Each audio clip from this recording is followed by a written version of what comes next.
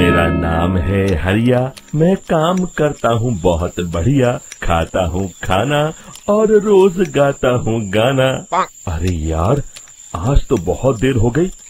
इस खतरनाक जंगल को देखकर तो मेरे हाथ पैर ठंडे हो गए हैं।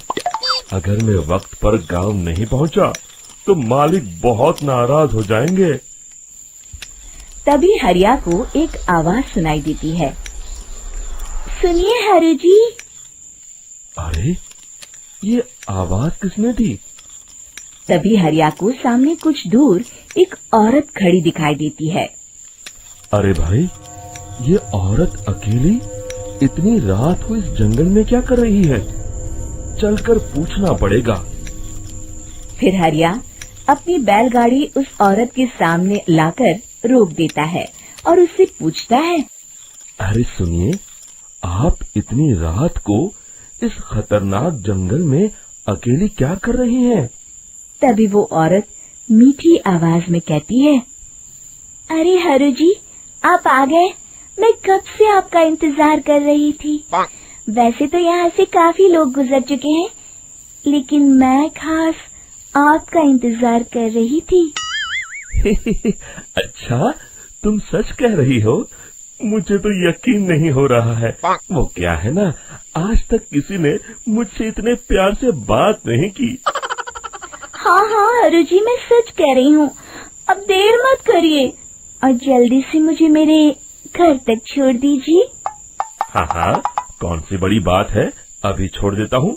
आप मेरे पीछे बैलगाड़ी में बैठ जाइए और मुझे रास्ता बताते चलिए। फिर वो औरत हरिया की बैलगाड़ी में बैठ जाती है और हरिया बैलगाड़ी हाँकता हुआ आगे चल पड़ता है। फिर उस औरत के बताए हुए रास्ते पर चलते चलते हरिया बैलगाड़ी लेकर एक काली गुफा के आगे आकर रुक जाता है। हरिया उस औरत से पूछता है, हाँ देवी जी, आपका घर कहाँ है? यहाँ तो एक गुफा के अलावा और कुछ नहीं है। तभी अचानक वो औरत हवा में उड़ने लगती है। देखते ही देखते उसका सुंदर रूप एक डरावनी चुड़ैल में बदल जाता है और वो जोर जोर से हंसती है। अरे तू तो एक नंबर का बेवकूफ निकला। तू तो बड़ी आसानी से मेरी बातों में आ गया। अरे मर गया रे, ये तो एक चुड़ैल है। हे भगवान बचा ले, ये तो बड़ी डरावनी दिखाई दे रही है।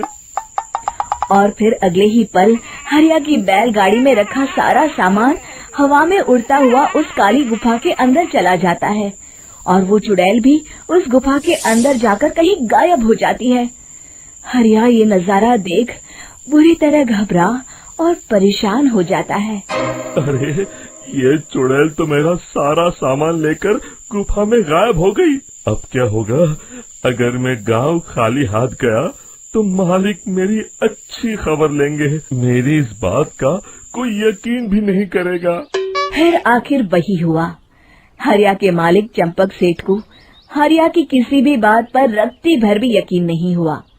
चंपक सेठ को लगा हरिया झूठ बोल रहा है और उसने ही लालच में आकर सारा सामान हड़प कर लिया है।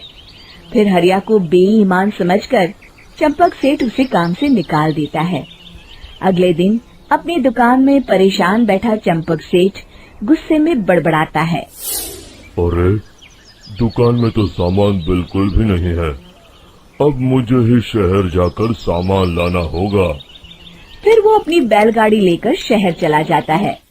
शहर से सामान लेकर जब चंपक सेठ वापस गांव लौट रहा होता है, तभी उसे एक आवाज सुनाई देती है। चंपक जी, ओ चंपक जी। अरे, ये तो कोई मेरा नाम लेकर मुझे पुकार रहा है। फिर उस रास्ते में वही औरत खड़ी दिखाई देती है। फिर क्या था, हरिया की तरह चंपक सेठ भी उस औरत के पास अपनी बैलगाड़ी लेकर जाता है और वो भी उसकी चिकनी चुपड़ी बातों के मोह जाल में फंस जाता है। फिर चुड़ैल उसे भी अपनी गुफा तक ले जाती है और उसका सारा सामान लेकर गुफा में गायब हो जाती है। बेचारा चंपक सेठ लाचार होकर खाली हाथ गांव लौट आता है। फिर ये उस जंगल में रोज की बात हो जाती है। जो कोई भी शहर से कुछ लेकर गांव की तरफ लौटता, वो चुड़ैल उसे बेवकूफ बनाकर उसका सारा सामान लेकर गुफा में गायब हो जाती। एक दिन हरिया एक लकड़हारे को उसी जंगल की तरफ जाते हुए देखता है। फिर हरिया उसे रोकते हुए कहता है, अरे भाई, क्यों अपनी मौत को दावत दे रहे हो? मेरी बात मानो, आगे जंगल में मत जाओ, वहाँ एक बड़ी भयानक चुड़ैल रहती है। लकड़हारा हरिया की बातों को नजरअंदाज करते हुए कहता है, अरे भाई, मुझे पहले ही बहुत देर हो चुकी है, मुझे जाने दो भाई। शाम तक लकड़ियाँ काट कर शहर के बाजार में बेचना है। तुम अपनी ये कहानी किसी फुर्सत में बैठे इंसान को सुनाओ, मैं तो चला। इतना कहकर लकड़हारा वहाँ से आगे जंगल की तरफ चला जाता है। फिर अगले दिन गांव के मुखिया के घर के बाहर बहुत सारे लोग जमा हो जाते हैं। तभी हाथ में कुल्हाड़ी लिए खड़ा लकड़हारा कहता है, अरे मुखिया जी, अब आप ही हमें बचाइए उस जंगल वाली चुड़ैल से। हमारा सारा काम तो शहर से ही होता है। अरे मुखिया जी, उस चुड़ैल की वजह से तो मैं पूरी तरह बर्बाद हो गया हूँ। हम सबको मिलकर उस चुड़ैल का कोई इलाज करना पड़ेगा। तभी भीड़ में खड़ा वीरा कहता है, आप लोग चिंता मत करिए, कल से वो चुड़ैल किसी को नहीं लूट पाएगी। मेरे पास एक बहुत अच्छी तरकीब है। तभी चंपक सेठ उसका मजाक उड़ाते हुए कहता है, अरे तेरा नाम वीरा है तो क्या हुआ? तूने अभी उस चुड़ैल को देखा नहीं है? जाकर अपना काम कर, बड़ा आया।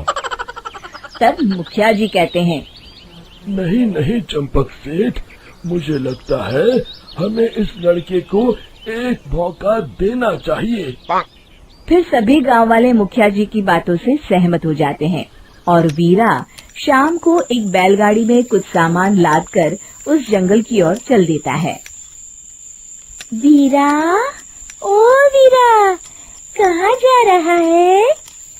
तभी वीरा मुड़ के देखता है, वही चुड़ैल एक औरत के रूप में खड़ी है। अरे बहन जी, मैं आपको ही ढूंढ रहा था। देखिए, मैं आपके लिए क्या लाया हूँ। अरे वाह, तो खुद मेरे लिए इतना सामान लाया है। तू ही अकेला गांव में समझदार है। जरा देखो, मैं भी खोल के, बड़े भूख लगी है। जैसे ही चुड़ैल उस सामान पर से कपड़ा हटाती है, एक भगवान शिव की तेज रोशनी उसके अंदर मूर्ति से निकलती है और चुड़ैल अपने असली रूप में आकर जलने लगती है। अरे मैं जल रही हूँ, बचाओ! बचाओ! ओम नमः शिवाय, मर गई मैं! देखते ही देखते वो चुड़ैल राख के साथ उड़ जाती है और सभी गांव वाले भी वहां जाते हैं। शिक्षा बुराई पे सदा अच्छाई की ही जीत होती है।